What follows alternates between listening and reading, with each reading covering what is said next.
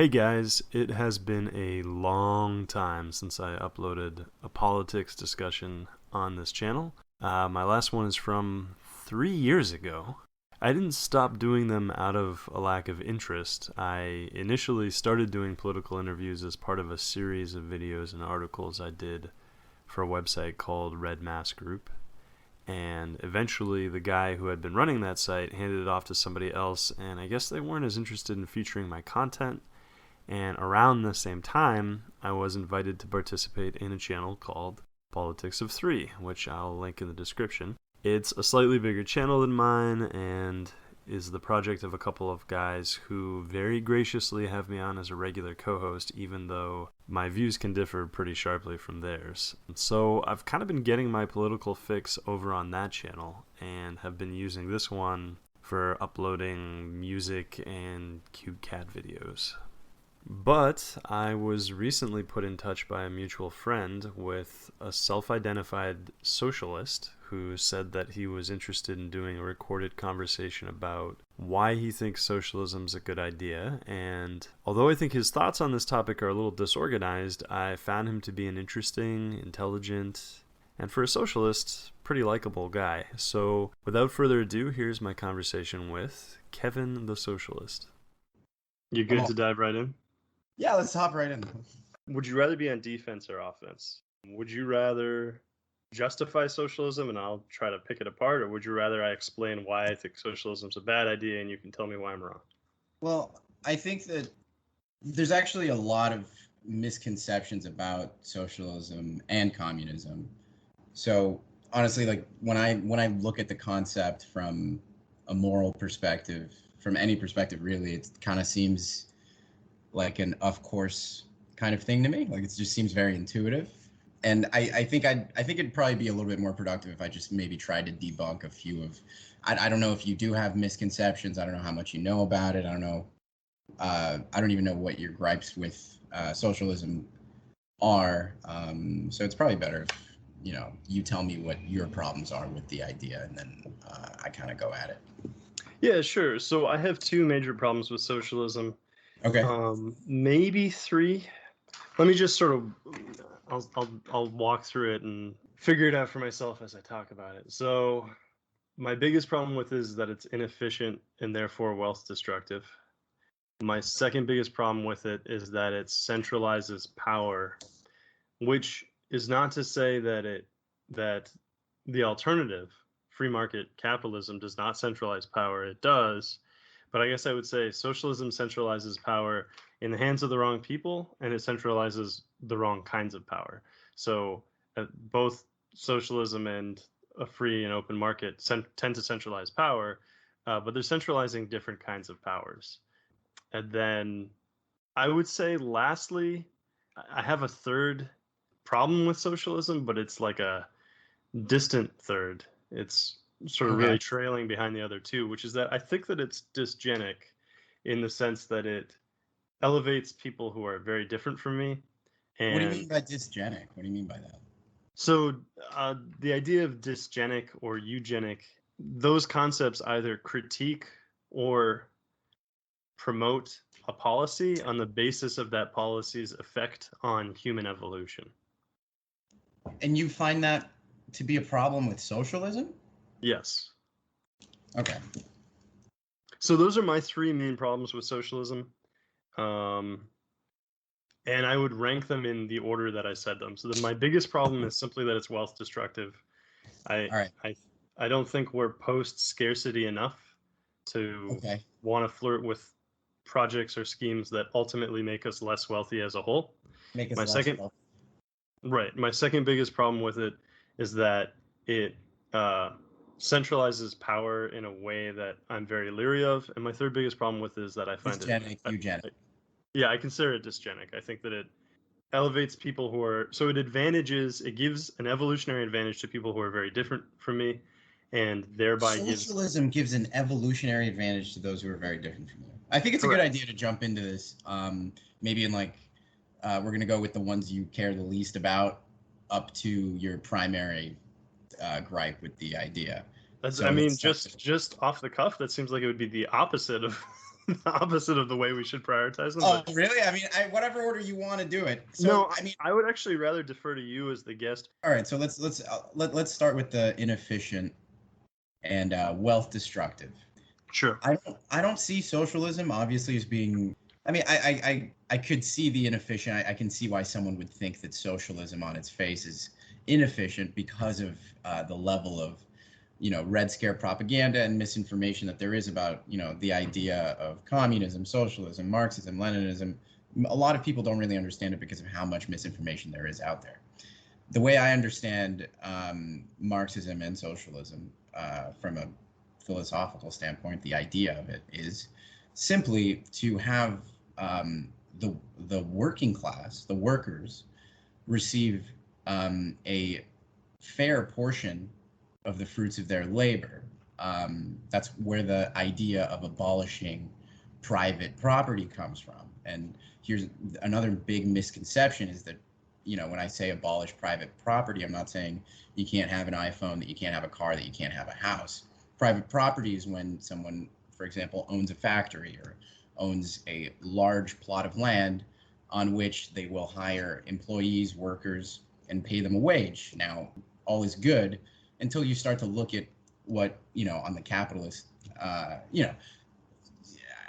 work in finance. We call this profit, but really what it is kind of the exploitation of the workers' labor because they're not seeing a proportional payout to the value that they're creating for the business owners. And I think that's inherently wrong, especially when you take into account the effect that generational wealth, institutional systems have on sort of this entire process. You start to realize that really the system's kind of built in a way that is very reminiscent of feudalism. There's this owning class, the capitalists, those who have capital, who are able to not only extract this surplus value from their workers' labor, but they're also in turn taxed much less on that surplus value than the laborer, the worker, is taxed. Warren Buffett's famous for saying that he pays more in taxes than his secretary does, proportionally, which doesn't make sense. Doesn't make sense to me. So in that way, I don't think that it's wealth destructive, to go back to the issue that you had with it. It simply reappropriates the wealth in a way that's more fair. You're not losing any wealth. So I don't know what you think about that. How does the reappropriation occur? The reappropriation occurs, well, first of all, simply by taxing the rich. Okay, but what's involved in that process? Is that a human involved process? Of course, yeah. I mean, Okay, well then that's your answer. Whenever you take human beings away from the activity of producing wealth and turn them toward the activity of rearranging or redistributing wealth, those are human beings whose productive capacity has been lost. There's an opportunity cost to doing that. Well, how do you expect there to be any sort of financial reform if you don't reorganize the way the system is built already? I mean, how are we supposed to pass new tax codes by sort of taking time and appropriating some productivity to reworking the system? I mean, that's how any change occurs, right? Sure. So I'm glad this is a breakthrough because the answer you've just given me is a yeah, but answer, which makes me think that you agree, at least implicitly, that there is something wealth destructive about paying people to do something other than generate wealth. Now, what you're saying is, sure, but a lot of the things we want to do or want to achieve would involve paying people to do something non-productive. And that's fine. That's a fair argument. But you are at least conceding that there is this element of socialism, which is that it destroys by never creating the wealth that would have otherwise been if the people I don't think so. I don't think so. So what's happening is that wealth is still being produced, right? I mean, let's look at, it doesn't really kind of amplify my point much, but let's look at co-ops, right? They're still just as productive as regular companies. I mean, there's nothing inherently unproductive about the kind of redistribution I'm talking about because your job doesn't change. The employees, the people that are working the factory or the plot of land, they're not doing anything different. They're just being paid a fair amount for the amount of labor that they're producing. The production never stops. we just reorganize the pay structure. At the same time, I do concede that with any kind, and it's not, but it's not, the problem is it's not inherent to socialism. Any kind of political change, whether you're talking about passing a bill or, redistricting, obviously, I mean, it's kind of a moot point. Obviously, work is going to go into implementing that change. And if you want to look at it as, this is going to be unproductive, I don't think it's unproductive because you're working to create that change, and at the same time, that's not inherent to socialism. It happens in. I mean, if you want to build the wall, sometimes going go into building the wall. Some resources are going to go into it. It's just change. That's just how it works. It's not inherent to socialism, and there's nothing really unproductive about socialism. Conservatives have kind of co-opted this narrative that there's something less productive, less competitive, and more lazy about socialism. When really it couldn't be further from the truth. Yeah, so there's two different kinds of costs that we're talking about here. We're talking about, I think we could categorize these costs, these human capital costs, as upfront costs and continuous costs. There is an upfront cost to a lot of projects. If you build a dam, for example, right? Yeah. You're not immediately going to be generating power off of the dam. There could be months or even years when multiple men are, spending all of their work time, all of their daily manpower, all of their man hours on constructing something that is not yet at that point yielding any fruit. A simultaneous cost or a continuous cost would be one where, in order for a certain desired outcome to be achieved, manpower has to be used in a way that is not productive. Now, when I say not productive, what I mean is not engaged in the process of directly generating wealth. So there are a lot of jobs that people have that are not productive in the way that I would describe, in the way that I would use that term, and I wouldn't mean it as a slight to any of the people who have those jobs. I would say that a police officer's job is non-productive. He's not farming, he's not mining, he's not, Well, I disagree. I mean, obviously, well, you can disagree. It's fine. What do we mean by productive? What does it mean to be productive here? Because if you just mean like the police officer isn't producing a product, sure, but that doesn't really. I don't know what that means. I mean, when it comes to these kinds of indicators like productivity, I don't know. You can create a product, sure, but some services are essential, like like policing, roads, things like this that are paid for by taxes, right? So I guess what I'm trying to get at is, what is it that you find in the system, the economic organization of socialism, that you find to be inherently wealth destructive? What is it about socialism that is wealth destructive? I'm simply using the term non-productive to describe a way in which I categorize different kinds of labor. Labor is when labor is basically however a person spends their day, right? And you could spend your day productively and you could spend it non-productively. And you and I would have to agree at the outset that there is some ways in which you could spend your day unproductively. Is that right? Well, it depends. Depends on, I think what we're talking about is efficiency. So No. I'm talking about productivity. It's a different thing. It's a different concept from efficiency. what does it So mean let to me be ask you productive this. in your Let me mind? ask you this, Kevin. Can Yeah. you conceive of a way in which a person could spend their day from the moment they wake up to the moment they go to sleep completely unproductively? What is their goal? Here, I'm gonna look up the definition of productive just to be that guy. Okay. Producing, you're able to produce large amounts of goods, crops, or other commodities. Relating to Well, engage in the production of goods, crops, or other commodities. Right. So, I mean, we could say entertainment is unproductive, right? But it serves its purpose economically. It generates wealth. It's unproductive, but it certainly generates wealth. The that's Kardashians interesting. aren't productive, but they generate wealth. Like, they're one of the best celebrities at generating wealth. So in some ways, What wealth would you? I don't disagree, but I'm interested in what wealth you think they're generating. the Kardashians. Yeah, what wealth are they generating? What do you mean by what wealth? What do you mean? Well, okay, when you say that they generate wealth. So here's where I think we should start, because you can't talk about productivity until you talk about wealth. Really, Okay. what economics is at its heart, it's the science of wealth and where wealth comes from, right? So what does wealth mean to you? Let's start there. I mean, wealth is, a certain amount of capital that represents your estate, which can be passed down generationally. We can look it up so that we can kind of be on the same page of like the Webster definition of wealth. But that's my understanding of wealth in a capitalist organization of the economy, just the accumulation of capital, which can be, passed down Okay. generationally. What I'm going to An ask, abundance of valuable assets or physical possessions, which can be converted into a form that can be used for transactions. So basically, we're just talking about, colloquially, if you describe someone as a wealthy individual, they're a person of means who has a significant amount of capital. Yeah. the last thing I want to do in this conversation is waste time on semantics. I hate Right. Yeah. conversations that turn into constant digressions to define terms. Yeah. Yeah. So maybe instead of the word wealth, what if we use the word value, right? So in that definition that you just read, that definition contained the word valuable. Right.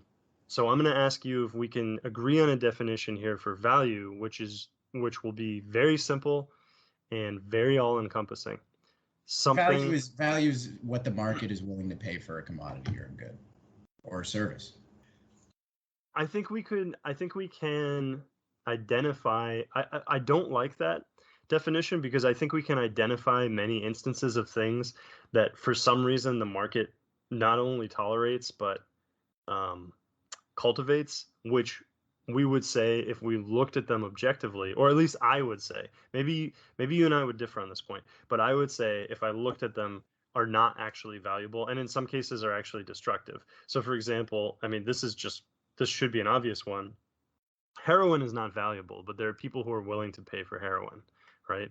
And heroin So, is in well, I fact. mean, yeah. So I think if we're just talking about economics, heroin's very valuable. Yeah, but if I mean, value is a pretty general word. If we're just going to talk about like moral value, whatever. Obviously, no, it's not valuable. It's a destructive substance, but it's economically valuable because it's worth a lot of money. People are willing to pay a lot of money for it.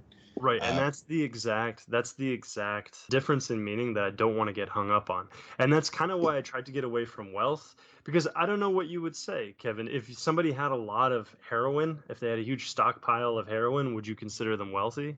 I wouldn't, but what would you say? I would say that yeah, they would be wealthy. They're just very illiquid. They can't just buy a house one day if they want to. They have to. There's a large process that has to go into laundering that money and making sure it's not liquid. It's not easy to access. Whereas if somebody owns a home in I don't know, Martha's Vineyard, you could sell that thing in a day. You're still wealthy. It's just different kinds of wealth. And I don't. And that's the thing. And I don't ascribe a moral value to anything economic, just because there isn't necessarily a moral value in any kind of wealth or. I'm glad that we started on definitions then because we've found the first key difference between you and me and the way that we look at things. I absolutely ascribe moral value to what markets do and what people do in markets. Why? Absolutely.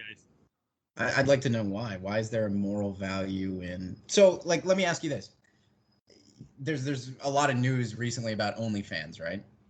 Do you think that there's any kind of morality involved in that situation at all? Anything that's happened recently with OnlyFans, well, like they're trying to take off, uh, you know, and you support capitalism, right? You'd call yourself a fully fledged capitalist.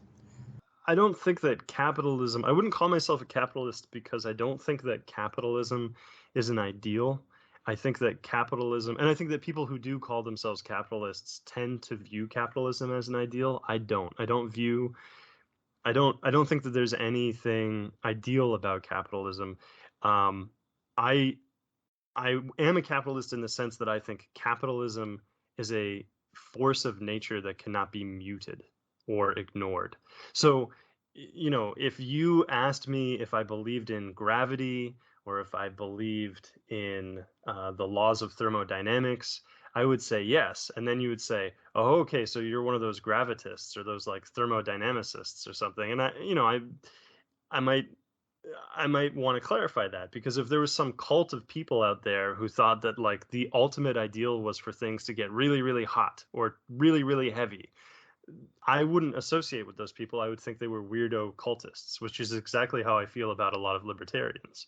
I think that they're weird cultists who, and actually, there's an analog for this in history. The followers of Pythagoras, supposedly not in Pythagoras' lifetime, but in subsequent generations, the people who belonged to the society that he founded became mathematical cultists, where they believed that there was some transcendentally divine or celestial property to like a perfect triangle or a perfect circle. And if such a thing, if such an object could be achieved, it would confer, magic, basically. I think that there's something like that going on in the realm So of you don't economics worship today. capitalism, is what you're saying? Exactly. I don't. But I Okay. do think that But you capitalism. do compare it to a force of nature, as in you can't imagine it ever not being the global economic organization. No, as in, I think that it correctly articulates a property of human behavior which cannot be changed. So, what do you think about the implementation of capitalism, specifically in the United States, the Western world? Well, I wouldn't say that capitalism was something that was ever implemented. It's only ever something that is managed, right? Or channeled. But if you're talking about the implementation I'd of, say it was implemented. Yeah, I mean, that's something else I was going to ask you about, because it sounds like, when you describe capitalism as this force of nature, um, you're kind of, it's almost like you're comparing it to sort of like real life, if you will. And there is sort of an aspect of that in capitalism. There is kind of a nature aspect of it when it comes to market valuations. Sort of the people decide what something is worth to an extent.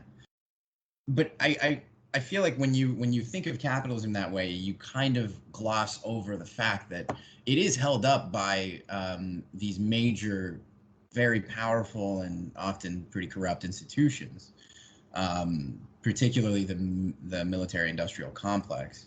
So these things don't just capitalism doesn't just keep running all on its own, right? Like it needs systems to keep it in place. I mean, I think one of the glaring examples of that would, government intervention, but the bailouts that happened during the crash of '08, had real capitalism been in place, a lot of banks would have been allowed to fail. It would have been pretty miserable for a little bit, but that's how capitalism works. If you mess up, you fail, and there's nobody there to hold your hand, which is kind of the real world aspect of it. But do you recognize how much work goes into maintaining systems like this, and sort of not just maintaining the systems, but maintaining the unfairness of the system? Like, you realize that there are people sort of with their, fingers on the scale, so to speak. absolutely, I absolutely agree with that. Now, again, I don't want to get bogged down in semantics. I wouldn't describe bailing out a bank as capitalism. Um, Yeah, I was saying that it wasn't. I was saying that it was not the way that a real free market would work. That's yeah, intervention, and which that's is one of my I was using it as an problems. example of institutions maintaining the system as it's implemented in the United States. Capitalism as it's implemented, not as not the philosophy, the implementation. There was a Spanish archbishop who I can't remember his name who called it Coca-Cola capitalism, but I think it's a good sort of evocative phrase that immediately puts you in mind of what we're talking about here. One of my huge problems with this system is that it isn't fair. Now, this might be another huge and very deep rabbit hole because we might have totally different concepts of what fairness is.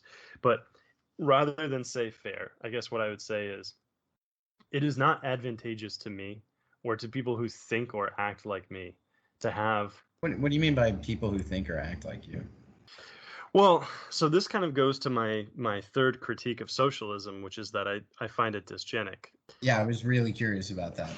I thought we were going to go through the socializing power in the hands of the wrong people, but we can just hop into dysgenic. What? Let's hear about it. Tell me what you think.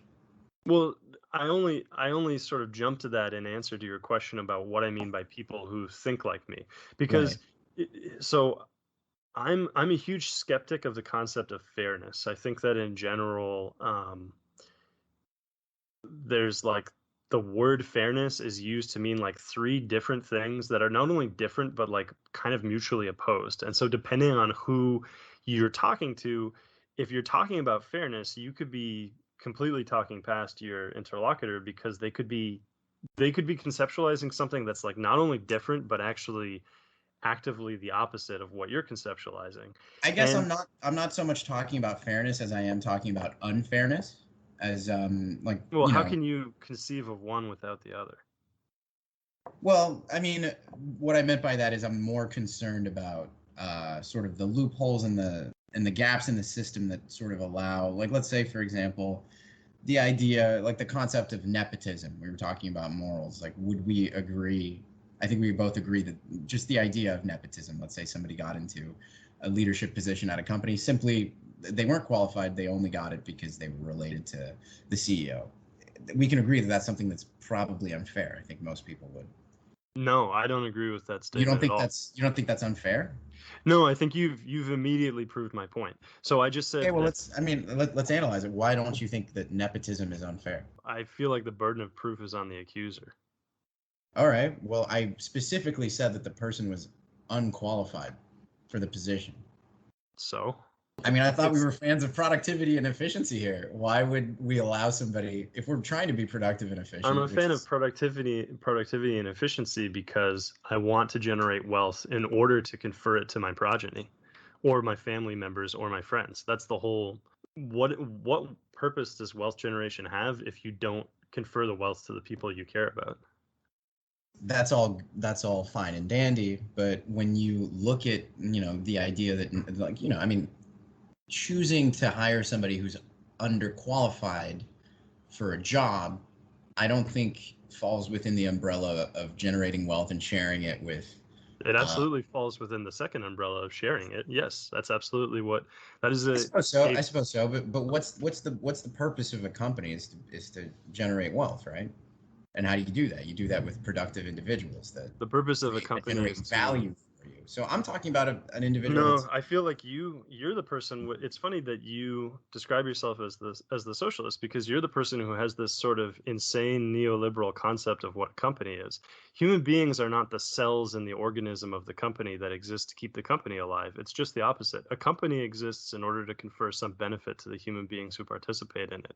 And in the case of a nepotistic hire, the company is doing exactly what it's supposed to do. It's conferring a benefit to the people who to the relatives of the people who own or run the company, which I is guess it would just why I they're guess involved in the on this company in the particular first point place, it is would to provide for their families. well, on this point it would actually come down to whether or not the company's public, because if it was public it would have an obligation to be making decisions that only generate wealth the for the shareholders, which is not what you would be doing by hiring. But I mean, again, we're getting bogged down. All I'm trying to say is that I want us to try to come to an understanding on there are some systems that are inherently unfair, right? Like, for example, being judged, and this is my belief as a what I would consider to be a radical leftist, is being judged or excluded from anything because of an inalienable quality in yourself, such as sexual orientation, race,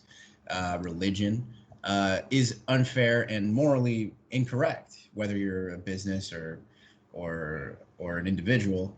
And I mean, it's your right. I do believe it's your right to hold any prejudices that you have, but I do think it's morally wrong. It's morally. I wouldn't want someone like that in my circle, And that's what I wanted to agree on, which is, I mean, to bring it back to capitalism, the exploitation of labor is unfair.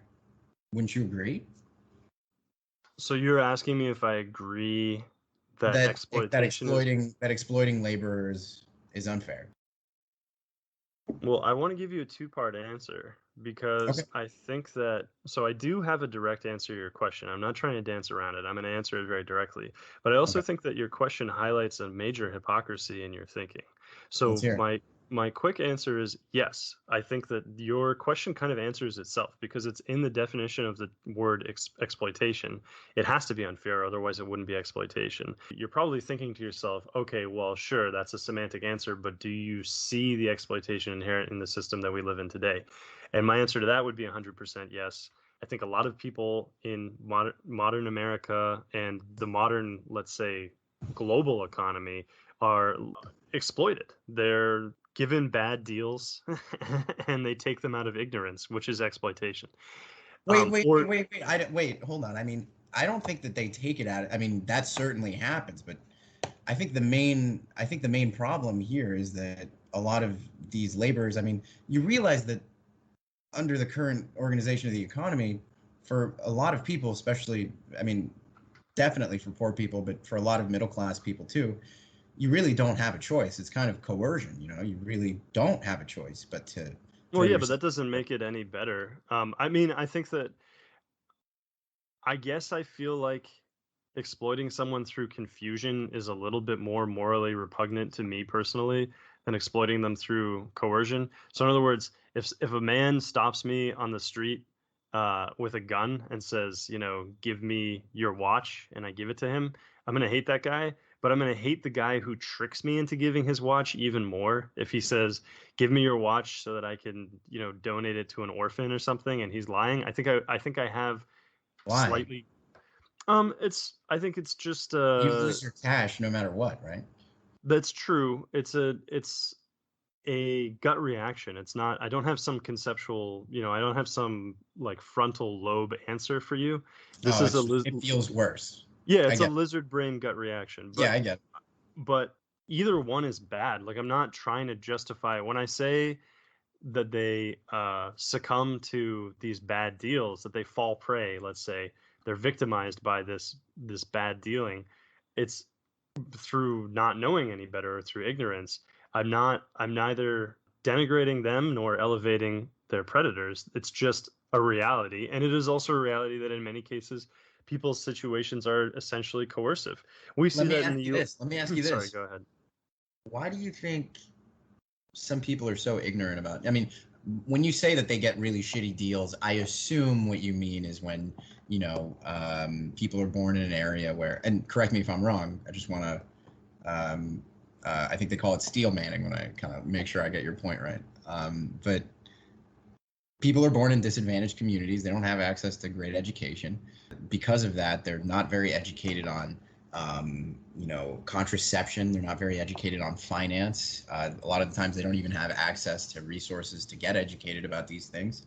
And then basically, they just got a shitty spawn point. They just were born in the wrong place, and then they get trapped in this cycle of being completely ignorant and the prime targets for financial predators. We're talking about, you know, not just shady institutions, but the system of capitalism itself. I mean, all of a sudden, the McDonald's in the area, which is already poisoning the area with its, you know, disgusting food that's so cheap that it's insanely attractive to these people. And all of a sudden, that's the only place that you can work. You know, like $7 an hour, a minimum wage that hasn't come up since the early 2000s. While at the same time, a lot of the billionaires have doubled and sometimes even tripled their wealth. By the way, but I'm still just talking about how these people are exploited. Pretty much, you know, you talked about at gunpoint versus being tricked, but both are happening. It's either you join a gang in some of these areas and maybe make a little bit more than $7 an hour and find some safety, or you know, you're kind of a cog in this machine. I assume that's what you mean by bad deal. My question to you is, why do you think that's happening? Why do you think some areas are so disadvantaged? Why do you think some people are so uneducated? So you said you work in finance for a living, right? I'm a currency analyst. I'm an accountant. Yeah. Okay. So it's just natural, right? That you're going to know a lot more about currency analysis since that's your line of work than I am, correct? Yeah. Okay. So that's part of your answer. Part of your answer is that not everybody asks themselves the same questions that you and I are asking ourselves right now. And it doesn't mean that they are more. I don't think that's fair. I mean, I don't think that's a fair comparison. I'm talking about Well, sort hang of on a the second. different. Kevin, do you want to know what I think, or do you like want to? Do you want to tell No, me go what? ahead. No, go ahead. And I don't want to interrupt you. I mean, go ahead. I'll let you finish, and then I'll tell you what I think. Well, no. Let's go ahead. Let's go ahead down this I because I just want to do you. know. I don't think that's a fair comparison. Do you? Yeah, absolutely, I do. You So I'm know. talking about So someone look. who's born in a disadvantaged community who doesn't have access to certain resources, who starts off on a worse foot than somebody else who was born in maybe a wealthier community, into a wealthier family. How can you compare that to? I mean, that's going to affect their entire life. I chose to major in. I chose to go to a business school. I chose to major in finance, and obviously I'm going to know a little bit more about currency than you do, but the effect that that's going to have on my entire life isn't comparable to, I think it's the difference between, maybe a better comparison would be a pro athlete versus somebody who's just average. But the difference is we can actually do something about those disadvantaged communities. We can change the economic system. You can't do anything about the genes you're born with, or what you major in school. You can't do anything about what you major in school? You can. What I mean is that there are certain things that aren't exactly that aren't going to have such a pervasive effect. I chose what I majored in school. I don't know if you went to college, but I'm sure you had some choice in your profession. You sat down and you thought about it for a little bit. So obviously you're going to know more about, maybe, for example, having debates online than me. That's not that's not that's not This that's is not going so to affect. I should put my cards on the table here that this is just something I do as a hobby. I actually work as an engineer. Okay, So so you know way more about engineering than I do. But probably, yeah, to be fair, of probably just like course. you know a lot more about finance and currency than I do. I probably Right, know more right. about And what engineering than difference does that? What impact does that have on each of our lives? You chose to go into engineering. I chose to go into finance. That's not going to change. That's not going to have a drastic effect on the entire quality of my life. And you had your own. You could have decided not to go into engineering. Maybe you could have decided to go into something else, like a different kind of science. These people don't have a choice. They're born, and all of these conditions, these material conditions that they're born with, follow them throughout their life and have a drastic impact on how their lives turn out to be, when it doesn't actually have to be this way. Well, okay, so there's a bunch of things going on here. What is your question to me? I want to simplify this. Okay, so my question to you is, what do you think are the main root causes of people finding themselves born into these communities or these areas, or these families that are horribly, horribly impoverished? Do you think that some people are just, and much less resources to get themselves out of that situation? It's almost impossible. Do you think some people are just less knowledgeable? They just happen to be less intelligent than other people, to the point where they just remain in this generational cycle of poverty? You see family after family, generation after generation, living in poverty. Do you think, what do you think causes that? So what you're asking me is what causes the differential between their knowledge and our knowledge about economics, or let's say their ability to make wise economic decisions versus ours. Exactly. What Their what causes ability that? their ability to make wise decisions, not just about economics, but lifestyle choices that are going to be beneficial to them and allow them to rise into a higher class, which is almost impossible if you're born into poverty in the United States.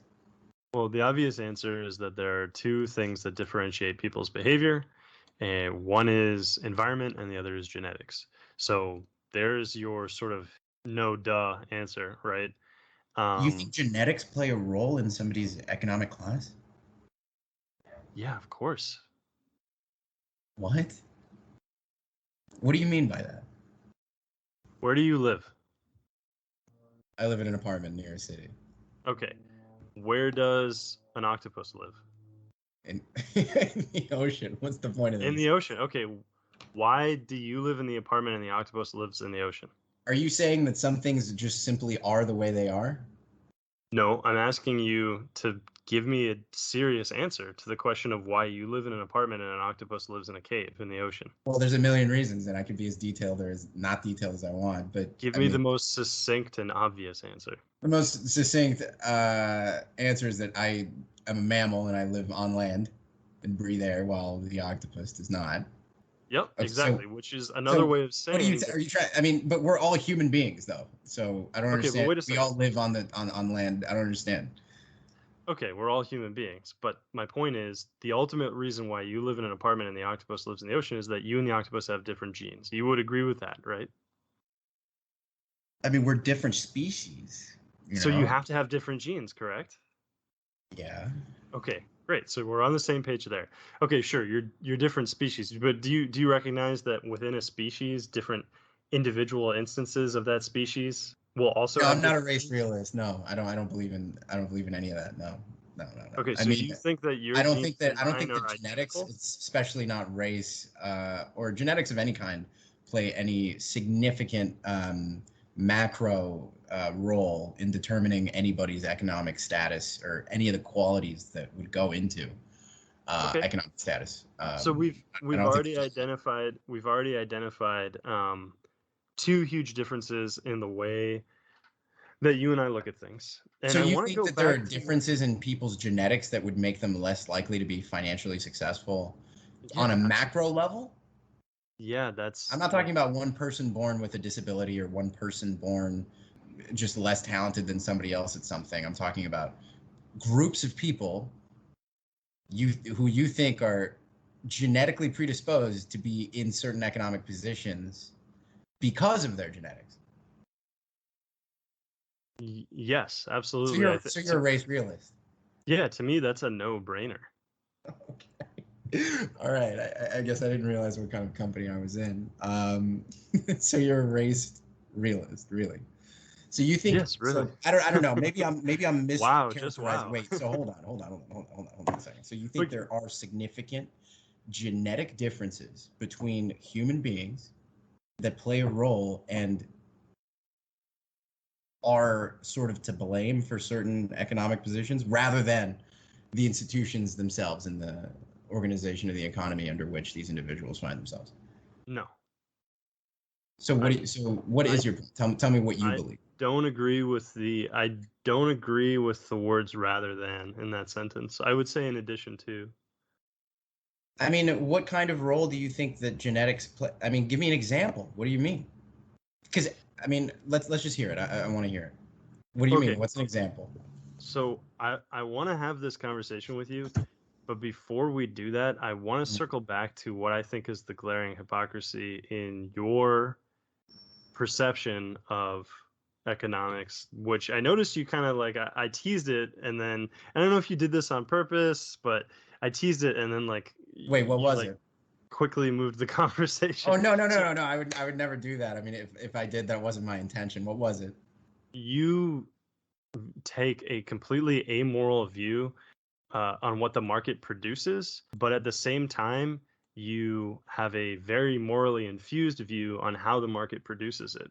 And I don't see how that just doesn't seem consistent to me at all. So in other words, you're saying, I would say what the market values rather than what it produces, because the market doesn't produce anything. The market is just the exchange of goods. It isn't the production of goods. okay, sorry, then So the market. let me just rephrase so that we can get past this little semantic road bump. Yeah. You take an amoral view towards what human beings produce, What but you human beings take value. I don't take an amoral view towards what they produce okay, and so how you they would produce it. say I do care about what they produce and how they produce it.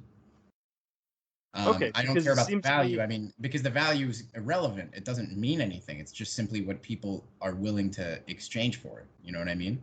so I might have misunderstood you earlier because it seemed to me like what you were saying was you didn't have any answer to the question of is heroin production more or less moral than cabbage growing? Am I wrong about that? I don't think you ever asked me that question. No, But I you did you're ask right. me if I thought heroin was valuable, and I said it definitely is valuable because people are willing to pay for it. So I do think it's valuable. I do think it's immoral to produce heroin. Okay. Just for the record, I definitely think it's immoral to produce heroin. It's definitely not good for society. All right. So I I would definitely knock it. misinterpreted. I would definitely knock it. If you're a heroin producer, I'm not a fan. All right, I misinterpreted you, and it's Yeah, I'm it not. could be because I spend too much time talking to like libertarians or something. Libertarians, yeah, no, I definitely don't think it should be legal and it's not moral to produce heroin, obviously.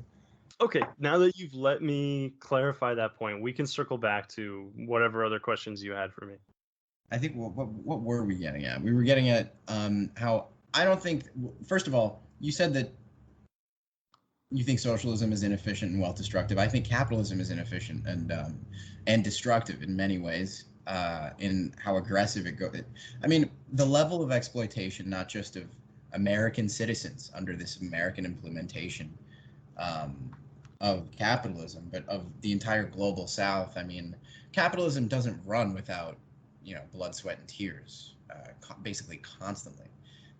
That's why, there's this common saying that there is no moral consumption under capitalism, and there isn't. I mean, pretty much every single thing that you touch or buy in capitalism has been produced through some extremely immoral means, and that's going to happen, and that's going to happen.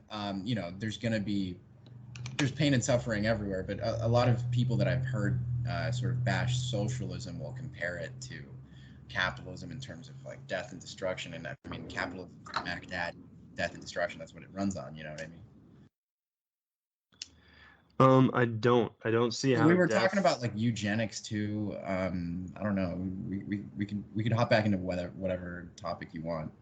I think the race realism thing is very interesting, and I'd love to hear your points on that too. I mean, at what point is it just racism, right? I think that would just depend on how you define racism, but I want to let you steer the boat here. So I've laid out my 3 reasons for being opposed to socialism, and I've given you the strength with which I weigh each of those reasons. You can take it from here. Whichever one you're most interested in, we can talk about. I don't want to strong arm this conversation. Let's tackle the inefficiency and wealth destructiveness of it, which is what I was trying to do. Socialism and Marxism is just the idea that the workers of any economy should be paid fair value for their labor, and to ensure that, the idea is to democratize the workplace so that workers have a say. Because when you look at the workplace now, under this organization of the economy, it's completely not democratized. It's totally a hierarchical structure. And what you get from that are things like, Amazon warehouses where people barely make any money. The working conditions are atrocious. I mean, we talked about fairness. We couldn't really agree on it, but I don't think that should be possible. And like I was saying, there is no reason why anybody should live like this, not just the impoverished, but the workers. There's no reason why working conditions should be like this. And I don't understand how anybody could disagree. Nobody should have to piss in bottles at an Amazon factory, the richest company, also didn't pay any taxes to the United States government. We could sit here all day talking about what's fair, but do you think that's right? Like, do you think that it makes sense that Amazon paid 0 taxes? No. Or that the workers are pissing in bottles, their turnover is so high, it's a miserable place to work. It's a sweatshop. There's no reason for it, is there? Well, nothing exists without a reason. Are you asking me if I think there's a reason for it, or are you asking me if I think it's good? What I mean by there's no reason for it, it's well within our means as a society to not have that be the case. Sure, I agree with you there. So wouldn't it be better to advocate for a system where not only would Amazon be paying taxes, but the government would be allocating those resources to providing social safety nets to those people in those impoverished areas that we talked about, so that nobody would have to be living like that? I mean, I think being a human being entitles you to a certain level of decency if the society can handle it, and we can. All of this is purely because we live in a broken system, and it is broken, make no mistake. I mean, how can you advocate for a system like this? I mean, it's good that we agree that the system in which we live is inadequate.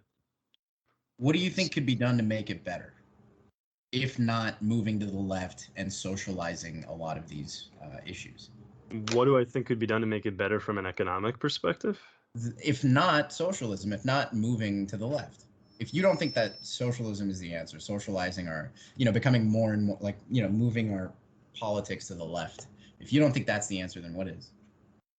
I'm going to answer your question fantastically, right? Okay. I'm going to give you like a fantasy answer for your question. So if I was the emperor, so let's say there's no more 50 states, just the entire landmass of the United States of America is ruled by a single emperor, and it's Emperor Ted. It's me. King Ted. King Ted, there we go. Let's do it. Yeah, King Ted. So what would I change economically to make the system better? When I look at these problems, and we agreed that it's unfair, right? I talked about Amazon, I talked about corporations not paying taxes, and we agreed that that's not right. But for me, the simple solution to this, and like the clear solution to this, would be socialist policies, like more social safety nets, taxing the rich at a higher rate, taxing gains more instead of less than wage labor. There's no reason. I mean, it makes no sense. You agreed with me on this. So change that, change this, and you'll realize that all of these changes are basically just left-leaning positions. They're far left positions. A lot of things don't have to be this way. And we're not talking about, we're talking about real life and death. A lot of people, if you watch documentaries about not just Amazon, but any warehouse worker, and this kind of blends with the whole race realism thing, which is really interesting. But what you'll find is that a lot of people in these disadvantaged positions are marginalized people of color. And that's not by coincidence, and it's not because there's a genetic difference between people of color and anybody else.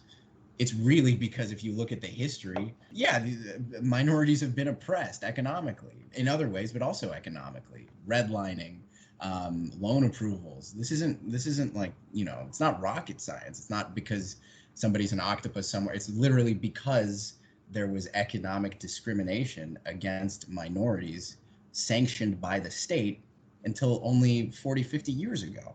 So yeah, obviously class is going to be segregated by race too as well. It's going to be segmented that way because it was, a government policy until half a century ago. And at the same time that you have all this, these people continue to be more and more oppressed, but then you also have this rhetoric from the upper class, from the conservatives, that you should pull yourself up by the bootstraps, which takes the responsibility off of the institutions that kind of held these people down and held their fingers on the system, like we both agreed that they do. I agree with you 100% that although I don't think that it's... Congratulations, you're a socialist. Well, hang on a second. There wasn't a period at the end of that percent.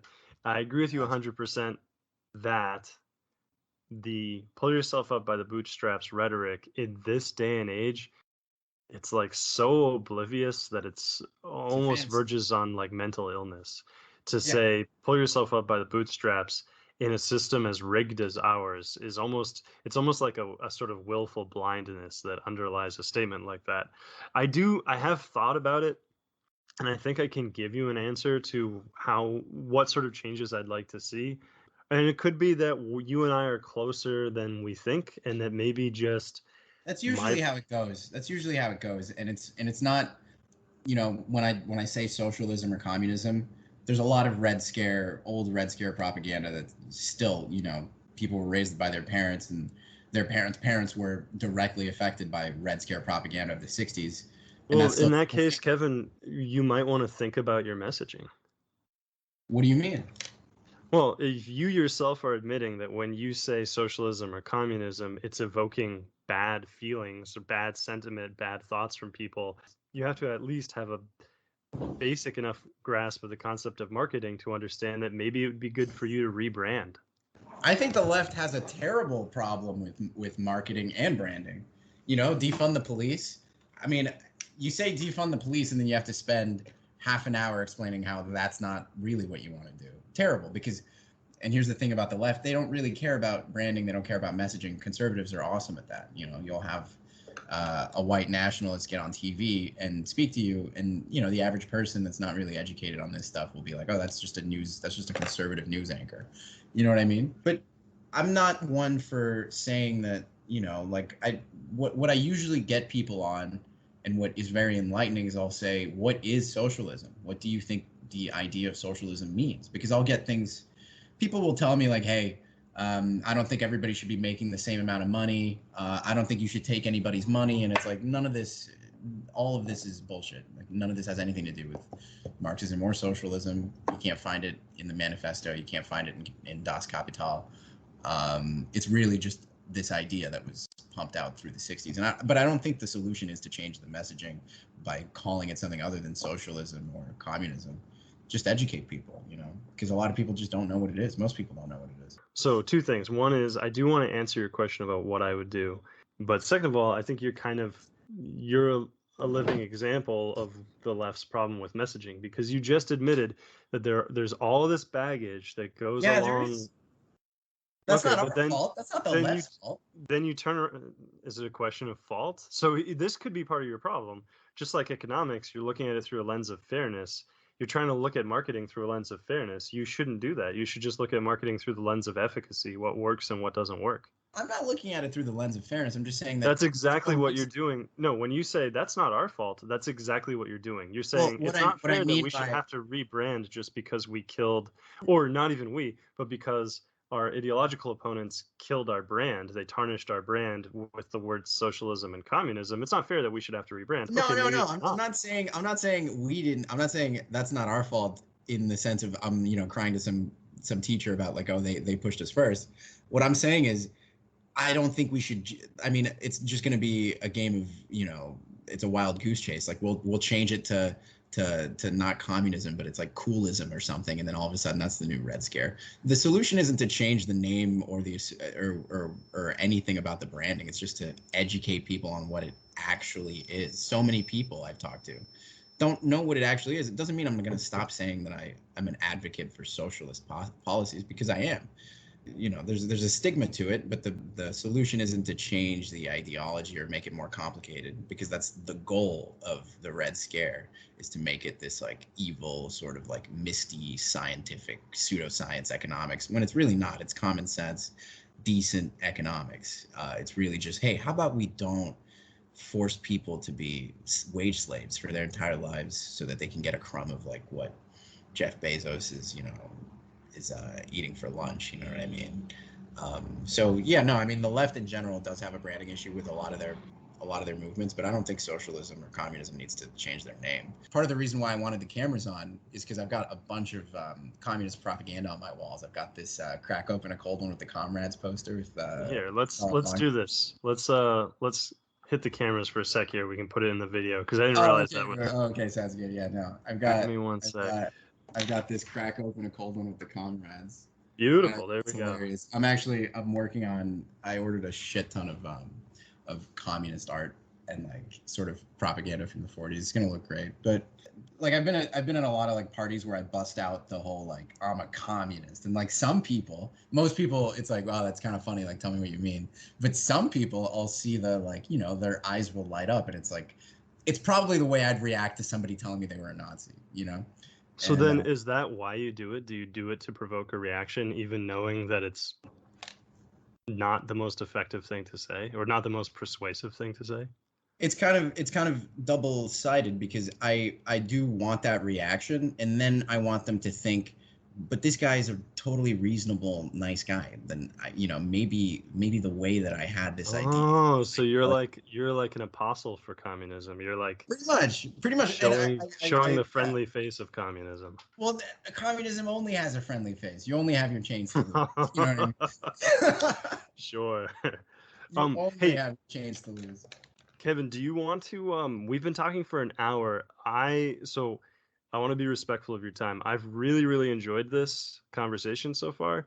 Yeah. Usually when I'm talking to people, especially people that I talk to for the first time, a little past the hour mark, I like to give them the option to either opt out or just dive on and keep going, or we could take a break for like 5 or 10 minutes and then keep going after that. I'll stay on for a little bit more, and then I'll hop out because I do have to go somewhere. But I'd love to circle back and then see if we could do a round two with more people.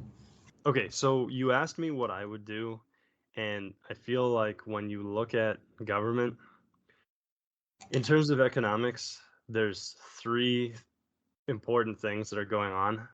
One is, how is the government getting its money?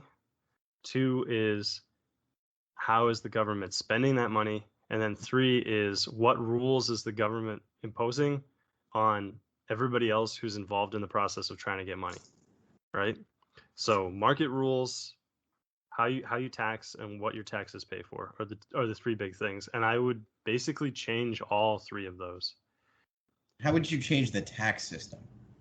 The number one biggest thing I would change is that I would try to prevent taxation through inflation by linking our currency to something uninflatable. My preference would be hard metals like gold and silver, actually maybe even copper. I kind of like the idea of a copper dollar because the penny was classically always made of copper. Copper's a lot cheaper than gold, so you could have a smoother transition from the fiat dollar to a copper dollar. I think the best way to do it would probably be this. It would probably be to try to take some kind of survey or stock of how many dollars are in circulation at the same time that the government is stockpiling some kind of precious metal, some kind of specie, and then just say every dollar that's currently in circulation is redeemable for this, insert a very tiny amount of copper or silver or gold. I also look at direct taxation as being either regressive or progressive, in the sense that every tax discourages the thing that is being taxed, right?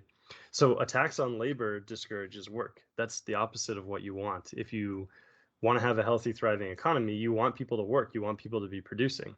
On the other hand, a tax on purchasing discourages consumption, which is exactly what you do want. You want to, right? The less wealth that gets consumed, the more wealth that's left over. So that's I mean, I think typically you want spending that's what because it just encourages it just encourages like the economy to grow. yeah, Because if you have more that's what a spending, businesses have more money. Keynesian would say, Well, but I don't agree with that. So the number one kind of tax that I would want to see would be a voluntary tax, like a lottery, right? That's my favorite kind of tax. Taxes that are voluntary, lotteries, parking meters. I'm not a huge fan of toll booths just because they are so bad for traffic, but voluntary taxes are preferable to me. So taxes in the form of fees, excise taxes on vehicles, because you don't have to own a vehicle, or a fee to get like a hunting license. You don't have to get a hunting license. Taxes that are ultimately point of sale taxes or purely voluntary taxes like lotteries are the kind of taxation I prefer. They're the kinds that I think are the most progressive, or at least the least regressive. Vice taxes I'm also very comfortable with because I do view human productivity through a moral lens. So I'd be fine with taxes on things, like high taxes on things that I consider immoral. So those would be the ways in which I would change our tax structure. Oh, so you're I would talking also, about like sin tax, like yeah, like for example, and we do this. I mean, we already, politicians already recognize that this is a thing, because when you buy a pack of cigarettes, you're paying like twice what you would pay if there were no taxes, maybe three yeah, it's sin times. tax. Right. It's the So same thing for weed. Like you get taxed out the wazoo. exactly. So for tobacco or marijuana products, I'd be fine with a tax. That concept. In other words, I would retool the whole taxation system, A, to discourage behaviors that I think are better discouraged, right? And we could argue about, is it good or bad to discourage consumption? I hope we wouldn't have any argument about whether or not it was good or bad to discourage productivity, to discourage labor. I would really want to see us moving away from income tax. That's the term I'm looking for. I was trying to say labor tax, but that's wrong. But what Well, an yeah, income tax is. I agree with that. I think it'd be really interesting to greatly reduce income tax or completely abolish it because it makes no sense to me. Yeah, And it's great. just, I mean, even a reduction. I mean, like it's absolutely fucking ridiculous what you pay in income tax as an individual, unmarried individual, especially with no kids living in a city. Like they just basically take almost all your money, and it sucks, right? Um, Especially yeah, when people in, a higher economic class where the majority of their wealth doesn't come from labor, it doesn't come from a wage, it comes from capital gains. exactly. I mean, the truth is, the reason why they're not taxed more is because these people have access to lobbyists, and the lobbyists are essentially they create how the tax code is written. They write the tax code themselves, and it's really fucked up. And you can only really have that kind of corruption in capitalism. You can't really have Oh, that. see, I totally disagree. I feel like this is another key hypocrisy of what you're saying. Lobbying lobbyists, Mhm. uh, that whole endeavor would be pointless if we had a very, very weak central government.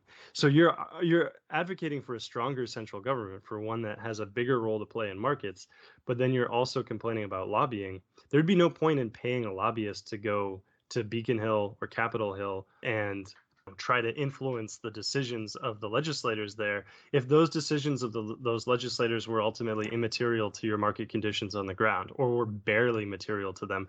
But if they have a huge amount of, like, for example, if they have millions and billions of dollars to spend putting their fingers on the scales of the markets, then yeah, you absolutely are going to see an army of lobbyists crop up to try to influence how that money gets spent. If the government has a huge impact on how competitive you are with whoever your nearest, most competitive business is, because they might tax you differently from how they tax them, then absolutely you're going to want to have lobbyists involved. If these things are off the table, if the government isn't spending a lot of money and it isn't taxing a lot of money, you're going to see the lobbyists go away.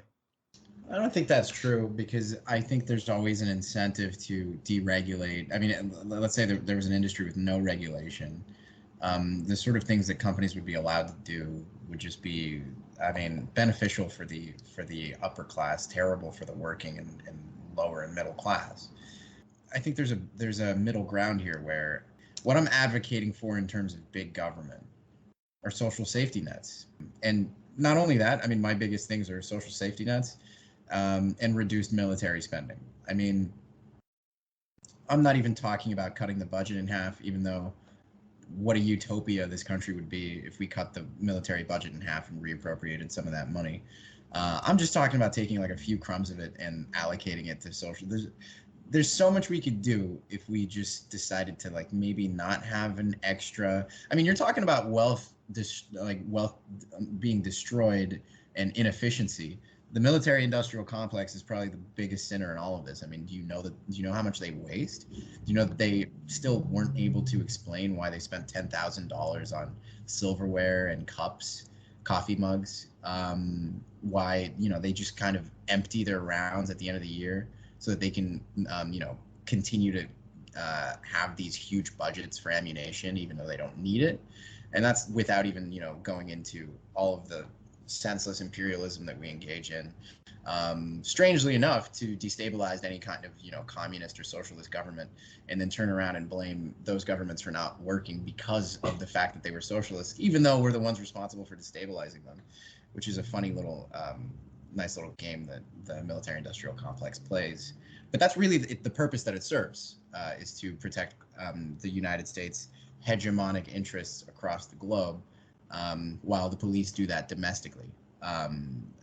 So, overall, I think all of these issues, while, you could say that lobbyists are sort of parasitic and detrimental, and maybe they go away with reduced government, what you got to realize is that the incentive is still there. Smaller government wouldn't take away the incentive to have lobbyists, because there's always going to be, maybe you're not trying to deregulate, but maybe you're trying to make it more, you know what I mean? Like go in the other direction, and maybe you want to take away workers' rights now. Maybe you want to do something, because it's never going to stop, because as soon as when you have the profit incentive as being the most powerful driver, then there's really no stop. You have a legal obligation to create value for your shareholders. It's literally illegal to take actions that don't maximize shareholder wealth. So obviously in a system like that, there's going to be untold amounts of exploitation and death and destruction. And I think social safety nets are the answer to fixing that. Actively taking measures to combat that. So we're kind of moving on here a little bit from how the government takes money to where the government spends money, but there are some things I do want to drain the well of how it takes money, because I think it's really important. I think that we are missing out on some really, really important ways in which our tax structure could be designed to benefit us rather than hurt us. And you might be saying, well, you probably wouldn't be saying, but let's say a libertarian listener might be saying, our tax structure will always hurt us because, taxation is theft. How could the theft of our, the fruits of our labors not hurt us? And I don't have a theoretical answer to that, because I don't even exist in that world, in that theoretical world. I don't view taxation the same way that a libertarian would, but I do have some practical examples that I am interested in your reaction to, and I would like to run by you. So okay, let's do this, and then I have to leave after this, but I'm definitely interested in continuing this later on. So I agree with you 100% about the military-industrial I mean, not maybe I agree with you, let's say 85%. The 15% of what you were saying about the reasons why, our motivations for how we use the military-industrial complex, I disagree with you on. I think they're actually kind of like endearingly naive. I What? don't. Okay, I want to hear about that. Yeah. Well, let's leave that one for the next conversation. But my point here is, yes, I absolutely agree with you that that's a beast that needs to be slain. I think that we could find huge savings in the amount that we spend, the amount that our government spends. Trillions of dollars. Literally trillions. Yep, literally Untold trillions. We've spent multiple trillions just in Afghanistan alone. I mean, don't get me started on that. Right. So we agree there. So we agree that we could cut government spending pretty drastically. However, even if we did, there'd still be we would still need to raise a lot of money. So I think a libertarian would say people can build their own bridges and roads. I don't. So I do think that if I were like Emperor Ted, King Ted, like we were talking about, what I would do is I would have a universal sales tax on any product that's ever sold.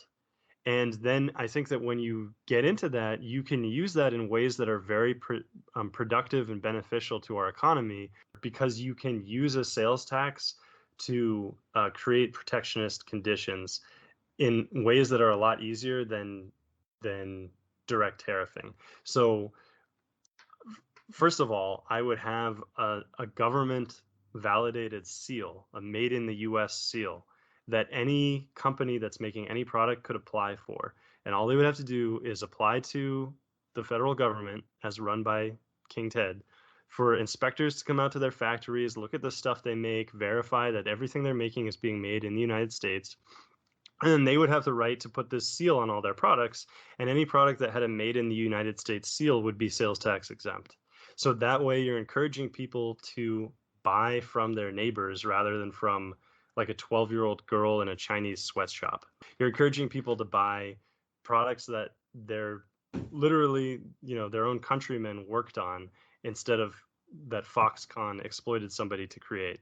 So what do you think about the idea of outlawing, of just either outlawing or greatly de-incentivizing outsourcing at all, keeping everything in the United States? I wouldn't want to outlaw it, because I think when you try to outlaw something like that, you're going to actually end up hurting yourself. If you want to look at an example of an economy that outlaws outsourcing, look at North Korea, right? You don't, even as diverse and as vast as the US is, we would not be as wealthy as we are if we were some kind of hermit kingdom that tried to just do it and make everything ourselves. There are lots of cases in the market of things that have a legitimate reason for being made outside of the US, right? Well, yeah, I mean, I'm not talking about resources that we can't find here. I'm just talking about, Well, okay, but how do you differentiate? Rather than using a sweatshop in China. Well, yeah, so I think the way that you differentiate that is that you even the playing field, so that if there's like a $7 upcharge on buying the product that was made in China, then you've evened the playing field to where maybe that product costs roughly the same, or maybe even a little bit more than the product that was actually made by somebody who's being paid a living wage in the US. And by the way, you have to tackle it from our side too. So another thing that I would do is I would have a very strong minimum wage, and I would have a tiered minimum wage that incentivized hiring people who were born in the United States. Because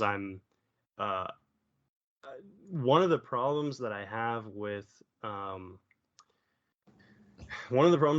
immigration debate is that I feel like there's a sort of demonization that goes on of the people who come here for reasons that are completely legitimate to their circumstances, and reasons which would be equally compelling to us, and by us I mean immigration restrictionists, if we were in those people's shoes. And so you end up with these, like, what I consider to be very ugly situations where, people working in a meat packing plant making literally less than minimum wage because they're being exploited, right? And so they're off the books or something, or maybe they're just making minimum wage, so that there's not that red flag to trigger an inspection. But minimum wage, by the way, is ridiculously low. Like, I think the federal minimum wage right now is like $7.25 or something. Yeah, exactly. So and it hasn't changed since 2019. It creates these ugly situations where people come here thinking they're going to be able to work. They're working in a factory. Their working conditions aren't great, albeit they're better than whatever their opportunities were at home, obviously, or they wouldn't come here.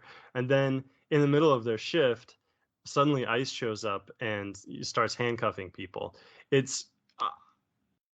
understand why it exists. I understand the need to deal with illegal labor. The way that I would tackle it is, first of all, I'd have a really strong minimum wage for the US. So maybe for where we are now, I mean, it's kind of tough with inflation, but I would say at a minimum $15 an hour for people born here. But then I would just have like a $35 an hour minimum wage for anybody who was not a citizen of the US. And so that way you wouldn't $35 an hour minimum wage? for only for non-citizens. So citizens can still $35 an hour? yes. So citizens I would still be fine letting them work for $15 an hour if that was as low as they wanted to work. But I would just impose a like let's say an at least double. I mean, these numbers are just imaginary, right? These numbers, I'm just saying, and it's tough to, if somebody You just listens. want them to be paid more, is that what you're saying? Yes, I just want them to be paid at least double what the minimum wage is for native-born citizens, or not even native-born, but naturalized citizens. I mean, you understand the thought process at least, right? That No, way I get it. I see where you're coming from. It's just interesting. I've never heard that idea before. I've never heard that conclusion before. So. Well, yeah, it's my idea. Well, yeah.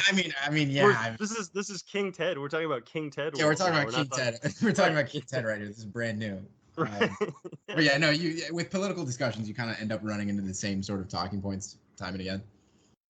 Well, not with interesting guys like you and me. 100%. I do gotta go though. Yeah, let's do this, Kevin, because I think I'm really enjoying talking to you. I think this is going to make great content. One of two things will happen: either this will go up as a part one with like almost kind of a cliffhanger ending, and people will just want to hear more, or we'll get back together before I end up uploading this, and we'll turn it into one big epic. Right? Sounds good. I'll shoot you a text, and I'm free most week afternoons, and if we can find like a time, we could probably figure out when to do part 2, and then if your other co-host wants to come on, then that'd be great too.